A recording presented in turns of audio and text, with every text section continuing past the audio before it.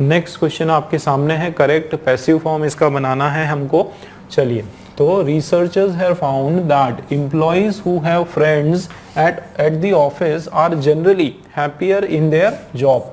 क्या इसका मीनिंग आ रहा है कि रिसर्चर्स ने इस चीज को खोज की, पता किया कि ऐसे एम्प्लॉय है ना, ऐसे काम करने वाले जो एम्प्लॉयज हैं हु हैव फ्रेंड्स, जिनके पास दोस्त हैं, मित्र हैं, ऑफिस में जिनके बहुत अच्छे ऑफिस में जिनके दोस्त होते हैं, वो जनरली खुश रहते हैं अपने कार्य में। ठीक है कि भाई जिनके जितने अच्छे मित्र होते हैं ऑफिस में, हंसी मजाक करते हैं, बातचीत करके अपना काम करते हैं, उनका वो बहुत खुश रहते हैं, है ना। ये रिसर्चर्स ने इस चीज को पता किया।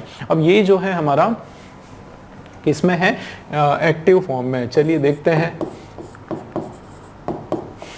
एक्टिव और यहाँ पर जो है पैसिव। तो कुछ चीज़ें जो है हमको पता करना है, जैसे इसमें जो है क्या लिखा है, हैव फाउंड। तो ये क्या है, रिसर्चर्स क्या है, ये है हमारा सब्जेक्ट। ठीक है, ये क्या है, सब्जेक्ट है। और have found that employees who have friends at the office are generally, ठीक है, who have who have found, researchers have found. ठीक है, तो हैव का क्या होगा दोस्तों, हैव का हैव बीन या हैज बीन हो जाएगा। देखो यहाँ पर क्या लिखा है आपका, हैव फाउंड, फाउंड मतलब परफेक्ट टेंस है ना। ये एक्टिव हमारा जो है परफेक्ट टेंस का हमारा सेंटेंस है। ठीक है, मतलब ये क्या है, हैव या फिर हैज। देखो ये दोस्तों स्ट्रक्चर याद रखो, आप लोग बहुत आसानी से इसको सॉल्व कर लोगे। ठीक है, हैव और हैज और उसके बाद वर्ब का थर्ड फॉर्म, ये है ना बिल्कुल। तो इसका जब हम लोग पैसिव करेंगे तो भी हमारा यही होगा, या तो हैव होगा या फिर हैज होगा। और उसके बाद ना दोस्तों एक वर्ड याद रखो, इससे आपका पूरा आंसर आ जाएगा, क्या, बीन याद रखो। और उसके बाद जो है वर्ब का थर्ड फॉर्म। आप बस ये चीज याद रखो कि कहाँ पर हैव बीन या फिर हैज बीन लिखा हुआ है, इतना याद रख लो तो आपका आंसर बहुत आसानी से आप पता कर लोगे। ठीक है भाई, इधर हैव लगाए और वर्ब का थर्ड फॉर्म है, तो उधर या तो हैव बीन होगा या फिर हैज बीन होगा, दोनों में से एक ही होगा। ठीक है, वो डिपेंड करता है कि आपका ऑब्जेक्ट क्या है। सिंगुलर ऑब्जेक्ट है तो हैज बीन हो जाएगा, अगर प्लूरल ऑब्जेक्ट है तो हैव बीन हो जाएगा, बट हैव बीन जरूर आना है। आप ढूंढो, आप देखो कि बीन किस में है। भाई यहाँ पर क्या लिखा है, इट कुड बी, है ना, यहाँ पर कहीं पर भी बीन नहीं है, मतलब ये वाला रॉन्ग। अब इधर देखो बीइंग तो होना ही नहीं है कहीं से कहीं तक। बीइंग कब होता है, जब यहाँ पर आईएनजी वाला कोई सेंटेंस है, कंटिन्यूटी वाला सेंटेंस है, तो ये आईएनजी का वर्ड लगेगा, तो ये भी रॉन्ग हो गया। अब देखो यहाँ पर देखो वॉज आ गया, दोस्तों वॉज नहीं होगा, मैंने क्या बताया, या तो हैव बीन होगा या फिर हैज बीन होगा। कि यहाँ पर देखो हैज बीन, और वो हमारा एक ही पॉइंट में है, मतलब सीधा सीधा हमारा डी वाला राइट आंसर है।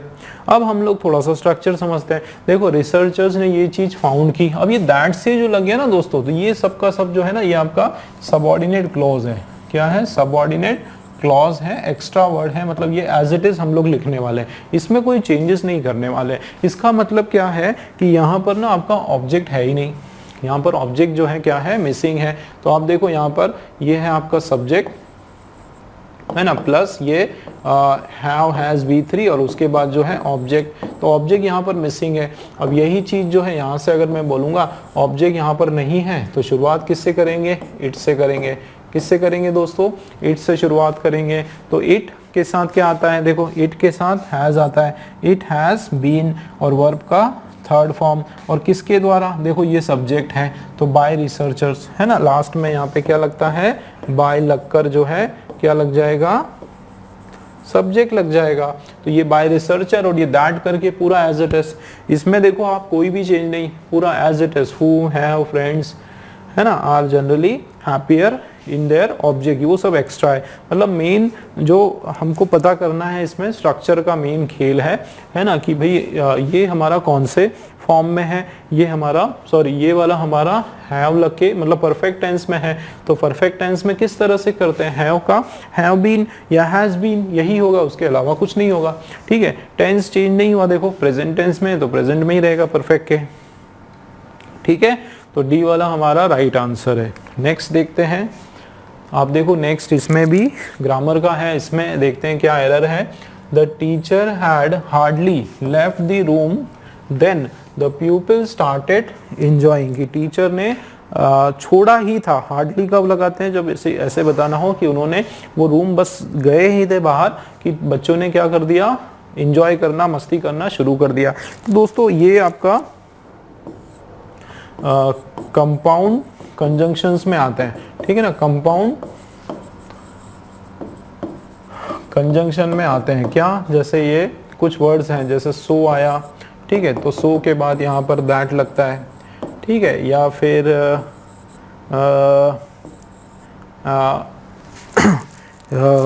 एज के बाद भी जो है, एज के बाद भी एज ही लगता है, ठीक है, एज, और उसके बाद एडजेक्टिव, और उसके बाद एज लगता है, और उसके अलावा और क्या, टू, हाँ, TOO टू, उसके साथ जो है टू लगता है। वैसे ये जो वर्ड है हार्डली, ठीक है, हार्डली कभी भी आया दोस्तों तो उसके साथ जो है क्या लगता है, व्हेन लगता है। और एक और वर्ड है नो सूनर, नो सूनर कभी आया तो उसके साथ जो है देन लगता है, ये आपको याद रखना है, ठीक है। तो ये बिल्कुल आपको याद रखना है। तो हार्डली के साथ जो है क्या लगता है, व्हेन लगता है, देन नहीं लगने वाला है। मतलब हमारा इसमें जो एरर है वो इस पार्ट में है, देन के अंदर हमारा एरर है, इसके बदले जो है क्या आने वाला है, व्हेन हमारा राइट हो जाएगा। मतलब ए वाला जो पार्ट है उसके अंदर एरर है, ठीक है ना दोस्तों। चलिए नेक्स्ट क्वेश्चन, ये हमारा करेक्ट, इसमें हमको इनडायरेक्ट देखना है, डायरेक्ट का सेंटेंस, द बुकी सेड अलासी, अच्छा अलासी नहीं है, ये आय नहीं आएगा, ठीक है, अलास, अच्छा ये वो है एक्सक्लेमेशन मार्क है दोस्तों, ठीक है, ये क्या है, एक्सक्लेमेशन, अच्छा एक मिनट, एक्सक्लेमेशन मार्क है, इसको मैं ठीक कर देता हूँ, है ना, इसको हम लोग वापस लिख देते हैं, ठीक है, ये ऐसा है अलास और उसके बाद ये, ठीक है, एक्सक्लेमेशन मार्क है। आगे देखते हैं, तो देखो इसमें क्या किया, the bookie said alas I have lost my fortune, fortune मतलब पूरा पैसा, धन दौलत, तो बुकी जो होता है उसने क्या कहा कि अलास, अलास कब यूज करते हैं, जब हम लोग सैडनेस शो करते हैं, क्या शो करते हैं, सैडनेस या सौरो, दुख, ठीक है, सौरो दुख शो करते हैं, दुख, तकलीफ, है ना, दर्द, ये जब हम शो करते हैं तो अलास वर्ड हम लोग यूज करते हैं, और ये एक्सक्लेमेटरी वर्ड है, ठीक है। तो अब इसमें देखते हैं, इसके लिए जो है अलग अलग वर्ड्स यूज होता है। जैसे ये जो वर्ड है लेमेंटेड, ये जो वर्ड है लेमेंटेड, इसका मतलब होता है पछताते हुए,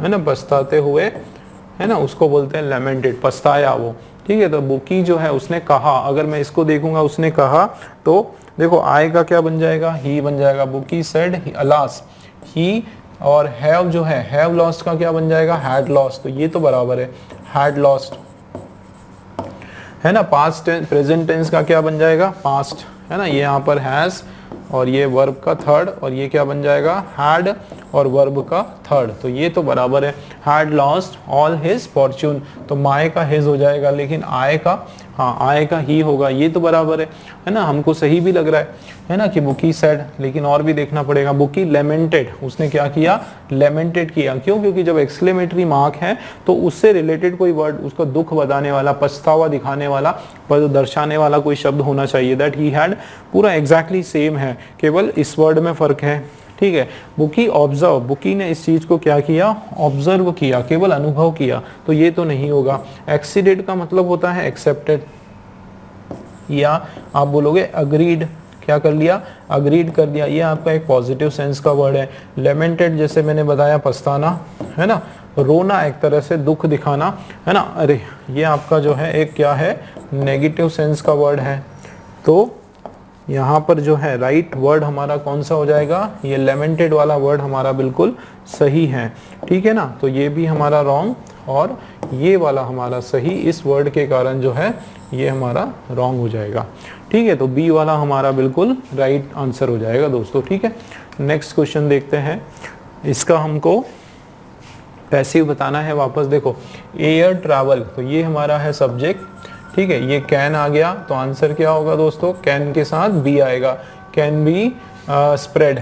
अच्छा कैन, उसके बाद वर्ब का फर्स्ट फॉर्म, ये वर्ब का फर्स्ट फॉर्म है क्या, a pandemic world wide with in days. तो सबसे पहले हमारा ऑब्जेक्ट क्या है, अ पैंडेमिक, ये हमारा क्या है ऑब्जेक्ट। तो शुरुआत करेंगे अ पैंडेमिक, उसके बाद कैन का क्या हो जाएगा, ठीक है ना, कैन का आपका क्या हो जाएगा एक्टिव, और ये पैसिव। तो कैन का सीधा सीधा कैन बी, सबसे इजी तरीका है इसको पता करने का, ठीक है। जहां भी कैन बी लिखा है वो हमारा आंसर है। यहाँ पर कैन बी लिखा है, ये शैल बी नहीं होने वाला है ना, इज नहीं होने वाला है, वर्ल्ड वाइड विद इट कहीं भी नहीं दिया है ना, यहाँ पर भी कैन बी है। तो ये दो में से एक। अब उसके बाद वर्ब का थर्ड फॉर्म, तो स्प्रेड स्प्रेड स्प्रेडेड, हाँ स्प्रेड स्प्रेडेड स्प्रेड ही होता है, स्प्रेड का जो है वो स्प्रेड ही होता है, तो ये तो बराबर है। अब आगे देखते हैं क्या लिखा है, अ पैंडेमिक, इधर भी अच्छा, यहाँ क्या लिखा है, एन एयर, ये तो आपका सब्जेक्ट ही है ना, ये आपका क्या है सब्जेक्ट नहीं चाहिए हमको, ऑब्जेक्ट चाहिए, ये आपका ऑब्जेक्ट है, तो ए वाला हमारा राइट आंसर है। ठीक है, क्या हो जाएगा, pandemic can be spread world wide with in days by air travels. बिल्कुल बहुत इजी होते हैं दोस्तों ये क्वेश्चंस, बस आपको उसका स्ट्रक्चर थोड़ा सा आपको पता होना चाहिए, ठीक है, कि किसका क्या चेंज करना है, बस आप उसी पे फोकस करोगे ना, अपने आप आंसर आ जाएगा। कैन का क्या, कैन बी, कि कुड का कुड बी, मे का मे बी, है ना, एक्टिव पैसिव में बस इतना सा देखना होता है। चलिए, तो नेक्स्ट ये जो क्वेश्चन है हमारा, न्यूमरस। न्यूमरस का मतलब होता है क्या, बहुत सारे, है ना, न्यूमरस का मतलब होता है सेवरल, है ना, या फिर मैनी, क्या होता है मैनी, या और क्या बोलते हैं कि न्यूमरस बोलते हैं मैनी, या प्लेंटी, क्या बोलते हैं प्लेंटी, काफी सारे, बहुत सारे, है ना, सो मैनी, ये तरीका है। अब इसका अपोजिट क्या होगा, स्कार्स, मतलब लिमिटेड, ठीक है, लिमिटेड, या फिर फ्यू, है ना, या फिर रेयर, या फिर वेरी लेस, ये सब के सब इसके जो है सिनोनिम्स हो गए। तो राइट हमारा जो आंसर है स्कार्स। ठीक है, नेक्स्ट आप देखो, चलिए जंबल सेंटेंसेस हमारे पास है, और इसका भी जो है स्टार्टर तो ऑलरेडी दिया हुआ है। देखो ए जो है ना हमारा स्टार्टर है, ऑलरेडी इसमें दिया हुआ है, हमको बस सही पेयरिंग बनाना है।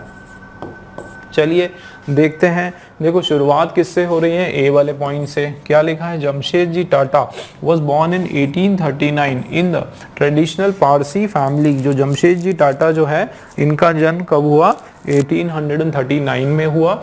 एक ट्रेडिशनल, ठीक है, एक ट्रेडिशनल पारसी परिवार में इनका जन्म हुआ, और they worked in trading for some years in China. देखो कुछ साल जो है इन्होंने कहाँ पर काम किया। अब मुझे बताओ, देखो ए तो हमारा है, अब हमको जो है ना पेयरिंग बनाना है। अब देखो आप जरा, ए बी की पेयर बन रही है क्या, देखो सबसे पहले किसकी बात हो रही, जमशेदजी टाटा की बात हो रही। इनका जो जन्म है वो 1839 में हुआ, ट्रेडिशनल पारसी फैमिली में। अब उसके बाद बी में देखो, अगर ए और बी का पेयर होगा क्या, they worked in trading for some years in China and UK. वे उन्होंने काम किया ट्रेडिंग में। अब ये दे तो क्या है, प्लूरल है, ये प्लूरल है, और इससे पहले वाला जो ए था वो आपका सिंगुलर, केवल एक अकेले सिंगुलर नाउन है। ये केवल जमशेद जी के बारे में बात हो रही है, तो यहाँ पर ये जो नाउन है ये सिंगुलर है, और सेकेंड वाले पॉइंट में ये प्लूरल प्रोनाउन से शुरू हो रहा है, तो ये तो आपका पेयर नहीं होगा। अगर ऐसा होता कि ही वर्कड इन ट्रेडिंग, उन्होंने ट्रेडिंग में काम किया चाइना और यूके में, तो सही होता। बट यहाँ पर जो है ये उसकी इनकी अकेले की बात नहीं, एक से ज्यादा है। मतलब ये दे जो है, ये दे जो है इनके लिए नहीं है। ठीक है, इसका मतलब ए और बी का पेयर आपका नहीं होगा दोस्तों, ए बी का पेयर यहाँ पर है भी नहीं। चलिए आगे देखते हैं। He was a great believer in technology and revolutionized the Tata textile mill।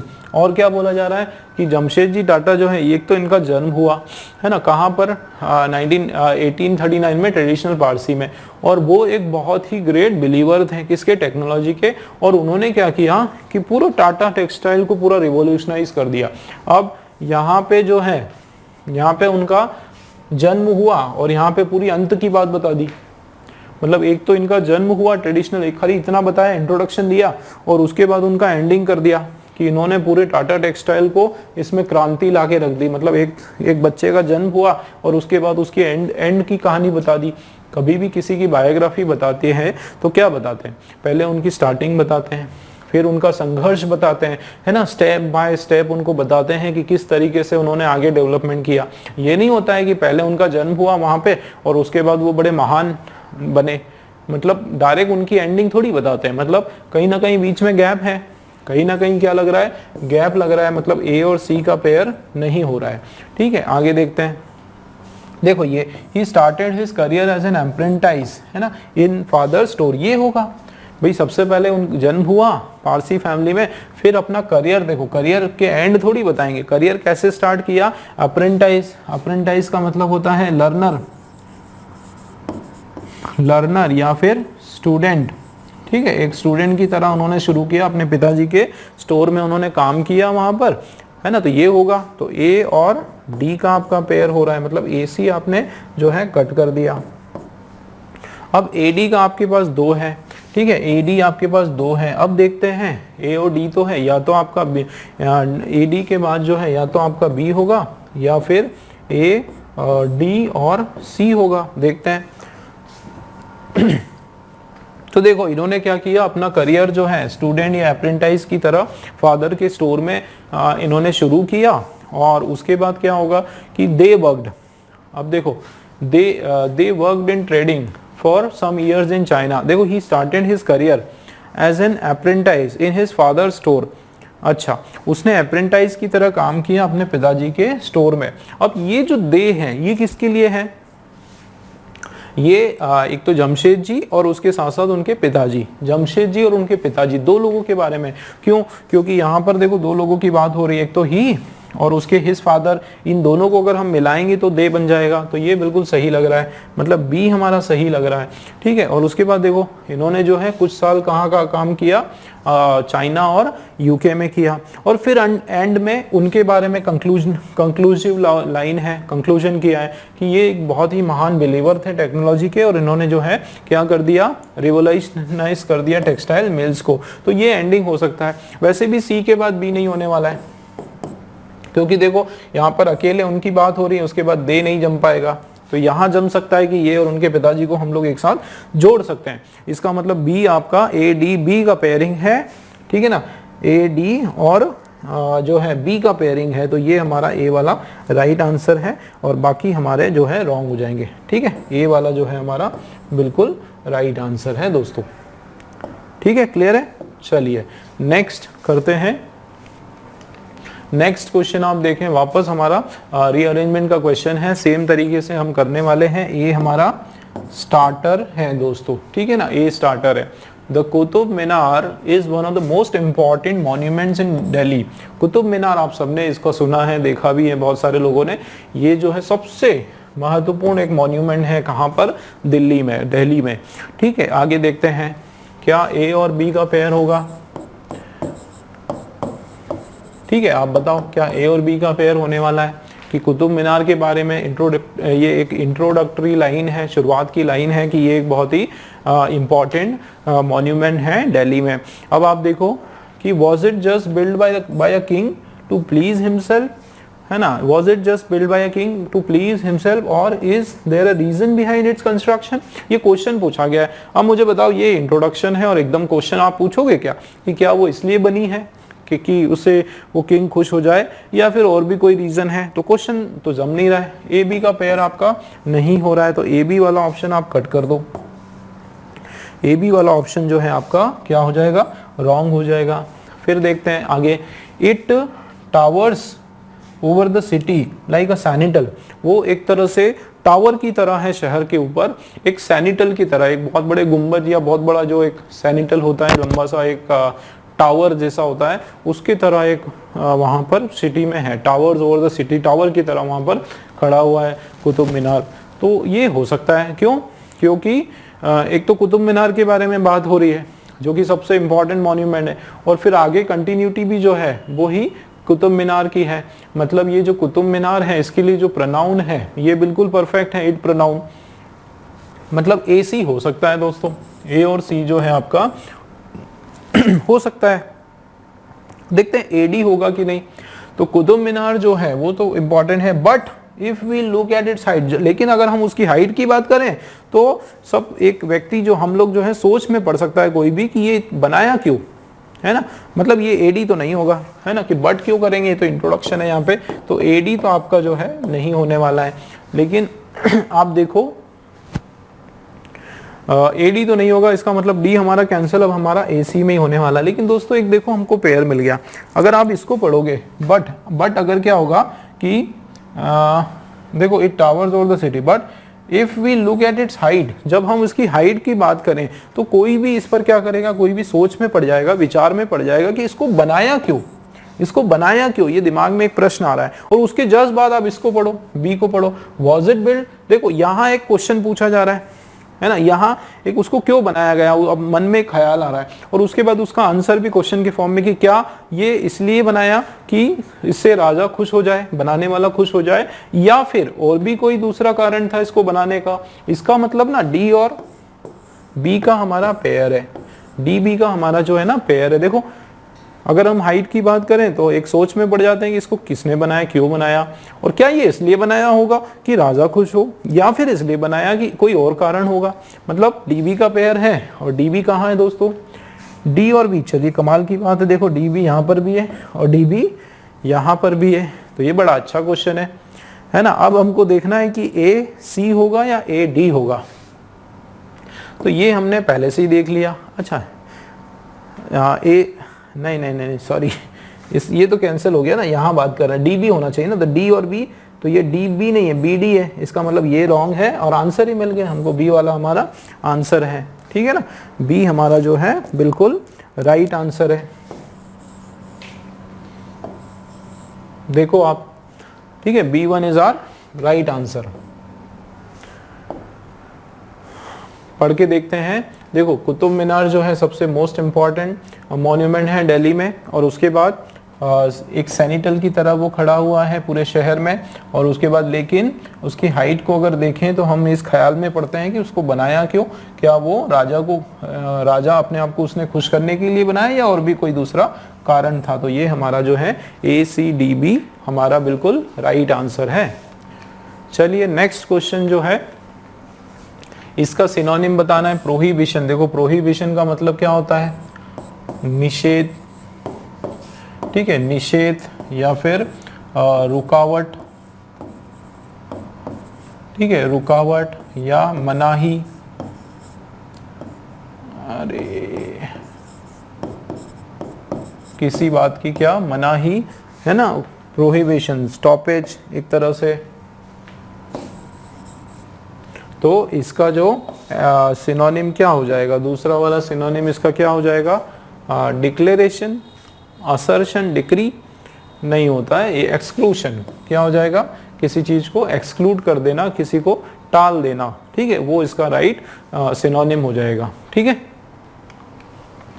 चलिए नेक्स्ट क्वेश्चन वापस से हमारे पास पैसिव फॉर्म में इसको चेंज करना है।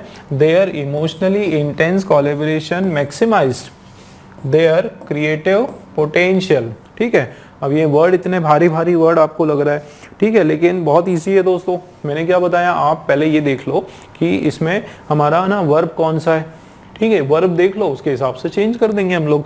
जैसे यहाँ पे क्या लिखा हुआ है, द इमोशनली इंटेंस कोलैबोरेशन, मतलब पूरा यहाँ से लेकर तो यहाँ तक ये आपका ना केवल क्या है, सब्जेक्ट है। ये क्या है, आपका सब्जेक्ट है। ये क्या दिया हुआ है, मैक्सिमाइज, तो ये वर्ब का जो है सेकेंड फॉर्म है। और ये जो है ये आपका ऑब्जेक्ट है, ये क्या है, ऑब्जेक्ट है। तो ये हमारा एक रूल बन गया। क्या रूल है,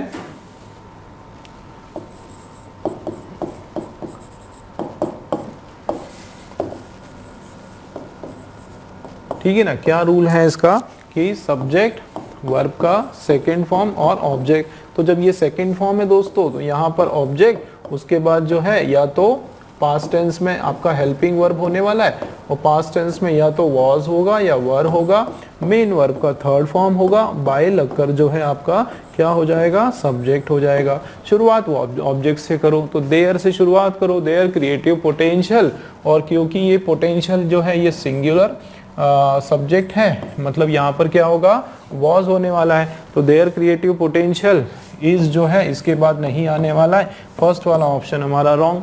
ठीक है, यहाँ पर वॉस आ गया, आ सकता है, और वॉस कहाँ पर है दोस्तों, यहाँ पर नहीं है। ठीक है, वर्ब का फर्स्ट फॉर्म है तो ये भी आपका रॉन्ग हो जाएगा, और यहाँ पर भी इज आ गया तो ये भी आपका रॉन्ग हो गया, और ये हमारा राइट आंसर है दोस्तों। ठीक है, देखो वॉस वर्ब का थर्ड फॉर्म, और बाय लगकर जो है हमारा पूरा क्या आ गया, सब्जेक्ट आ गया। तो बी वाला इस तरीके से करना है दोस्तों हमको, बिल्कुल हमारा स्ट्रक्चर हमको ध्यान में रखना है, और बहुत इजी पढ़ने वाला है हमारे लिए, कोई ज़्यादा टफ नहीं है। बस आप ये याद रखो कि कैसे ये इसके फॉर्मूले थोड़ा सा आपको याद रखना पड़ेगा कि आपका सिंपल पास्ट का है तो वो भी रहेगा पास्ट टेंस में, लेकिन हेल्पिंग वर्ब का पास्ट, और मेन वर्ब तो जैसे कि आपको पता है पैसिव में हमेशा थर्ड फॉर्म में होता है। ठीक है, तो इस तरीके से करना है। चलिए इसमें एरर का क्वेश्चन है, देख लेते हैं। Raja was elected as secretary of the housing society by members present and voting. ठीक है, तो इसमें किसके बारे में बात हो रही है, राजा के बारे में बात हो रही है। वॉज इलेक्टेड, उसको इलेक्ट किया गया, ये आपका जो है ना यहाँ से यहाँ तक पैसिव के फॉर्म में है। ये आपका किस फॉर्म में है, पैसिव की। राजा जो है इलेक्ट किया गया, क्या इलेक्ट किया गया, सेक्रेटरी, एज सेक्रेटरी की तरह ऑफ दी, कहाँ का, उस हाउसिंग सोसाइटी का, किसके द्वारा, जो मेंबर्स वहां पर प्रेजेंट थे उनके द्वारा, और जो वोटिंग हुई उसके द्वारा। तो ये तो करेक्ट है। लेकिन दोस्तों देखो राजा वाज इलेक्टेड, मुझे बताओ एज की यहाँ पर रिक्वायरमेंट है क्या, नहीं है। ठीक है, एज जो है ना, एज क्या है यहाँ पर, इज सुपरफ्लुअस है।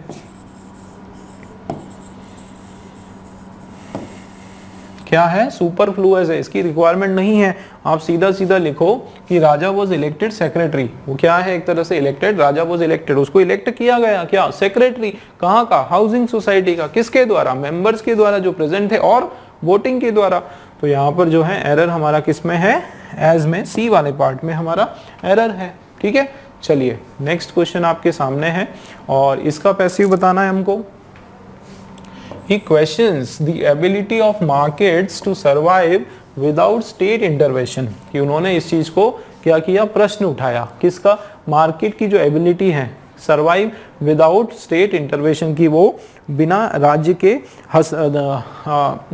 क्या बोलते हैं, स्टेट इंटरवेंशन, बिना हस्तक्षेप, बिना राज्य के हस्तक्षेप के वो कैसे मार्केट आगे बढ़ सकता है, उस चीज पे इन्होंने क्या किया, प्रश्न चिन्ह उठाया। तो हमको अगर हमारा स्ट्रक्चर अगर देखें तो देखो दोस्तों, सब्जेक्ट क्या है, ही हमारा जो है सब्जेक्ट है, फिर ये क्या है, वर्ब है, वर्ब का कौन सा फॉर्म है, फर्स्ट फॉर्म है। ठीक है, ये क्या है, द एबिलिटी ऑफ मार्केट। ठीक है, ये the ability of market without पूरा यहाँ तक ये हमारा क्या है, ऑब्जेक्ट है। तो ये तो बड़ा इजी है दोस्तों, देखो एक्टिव, और ये हमने बनाया पैसिव, और अब यहाँ पर फॉर्मूला देखो, सब्जेक्ट है ना, या तो वर्ब का फर्स्ट फॉर्म या फिर वर्ब का फिफ्थ फॉर्म, और उसके बाद जो है ऑब्जेक्ट। तो क्या होगा, शुरुआत ऑब्जेक्ट से होगा, हेल्पिंग वर्ब। अब क्योंकि ये हमारा प्रेजेंट टेंस है, ठीक है ना, क्या है ये हमारा प्रेजेंट टेंस है, तो यहाँ पर भी जो है प्रेजेंट में ही होगा, इज, एम या आर में से कुछ होगा। मेन वर्ब का जो है थर्ड फॉर्म बाय लगेगा, और उसके बाद जो है क्या लगेगा, सब्जेक्ट लगेगा। तो आप बस इतना सा हिंट पता कर लो कि भाई ऑब्जेक्ट, उसके बाद इज, एम, आर में से कुछ आना है, ऑब्जेक्ट पर डिपेंड करेगा, प्लूरल है तो आर हो जाएगा, है ना।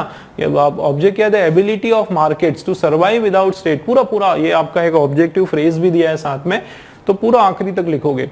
ठीक है, और सब में दिया है, देखो चारों में जो है यहाँ तक इंटरवेंशन जो है ना, इंटरवेंशन तक जो है चारों में दिया हुआ है। अब देखो उसके बाद डिसाइड हो जाएगा कि ये क्या है, द एबिलिटी। एबिलिटी जो है ना दोस्तों, ये हमारा क्या है, ये हमारा सिंगुलर नाउन है ना, ये क्या है, सिंगुलर नाउन है, तो वर्ब भी सिंगुलर होगा, मतलब इज होगा। इज बताओ कहाँ पर है, यहाँ पर वॉज है दोस्तों। ये वॉज पास्ट टेंस नहीं होता है, ठीक है, क्यों, क्योंकि ये प्रेजेंट टेंस में है। क्वेश्चंस है ना, क्वेश्चनड होता तो पास्ट होता, लेकिन ये क्या है, क्वेश्चंस है, प्रेजेंट है, तो यहाँ पे इज होने वाला है। तो यहाँ पे क्या है, सीधा क्वेश्चन V2 कर दिया, फिर चेंज क्या किया आपने, ये भी रॉन्ग। ठीक है, फॉर्मूला समझना पड़ेगा ना, यहाँ पे सीधा अगर वर्ब का फर्स्ट फॉर्म है तो यहाँ पे इज, एम, आर आता है पहले, सेकंड रॉन्ग, और थर्ड जो है ये भी रॉन्ग। क्यों? क्योंकि ये हमारा ना मार्केट्स की बात नहीं हो रही, किसकी? एबिलिटी की बात हो रही है। ये नाउन 1, ये ऑफ, ये नाउन 2, तो ये जो वर्ब है ये किसके हिसाब से? नाउन 1 के हिसाब से लगेगा, ठीक है ना। तो ये भी रॉन्ग। तो फिर यहाँ पर इज है, अच्छा बाकी के सारे रॉन्ग हो गए, तो डी वाला हमारा आंसर है। भाई जब सारे रॉन्ग हैं तो डी वाला क्या है? आंसर है। देखो ये हमारा ability of market to survive, यहाँ तक तो पूरा हमारा क्या है? ऑब्जेक्ट है। ये पूरा क्या है? ऑब्जेक्ट है। ये हमारा इज हो गया हेल्पिंग वर्ब। ये देखो वर्ब का थर्ड फॉर्म क्वेश्चन। अच्छा ये तो हमारा क्या है?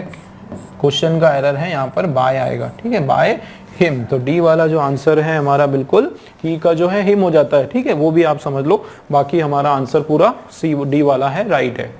चलिए नेक्स्ट वाला वापस से एरर का क्वेश्चन पढ़ते हैं। The life cycle hypothesis holds that individuals seek to smooth consumption over the course of lifetime, borrowing in times of low income and saving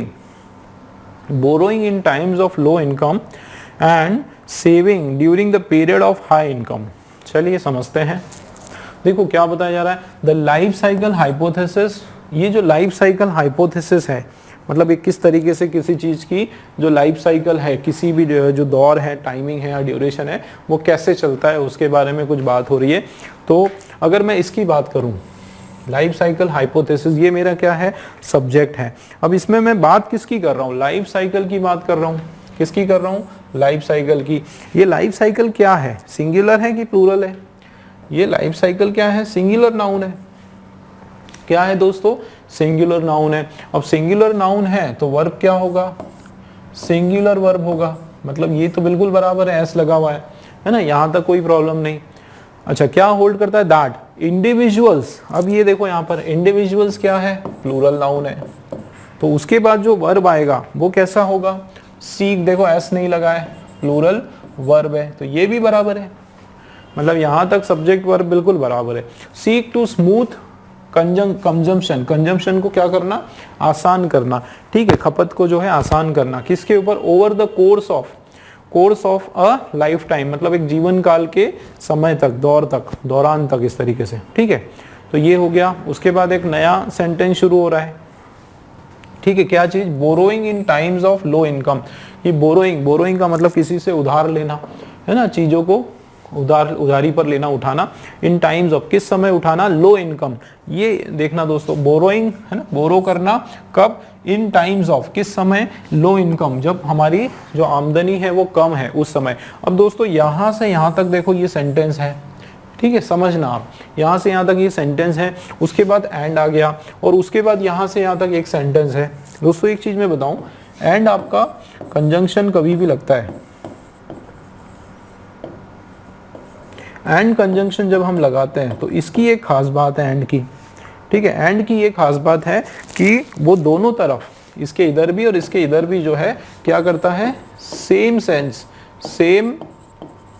sense के ये क्या लेता है? या सेंटेंस या फिर वर्ड, सेम सेंस के वर्ड्स या सेंटेंस लेता है ना। इधर भी सेम सेंस के सेंटेंस और वर्ड्स लेता है।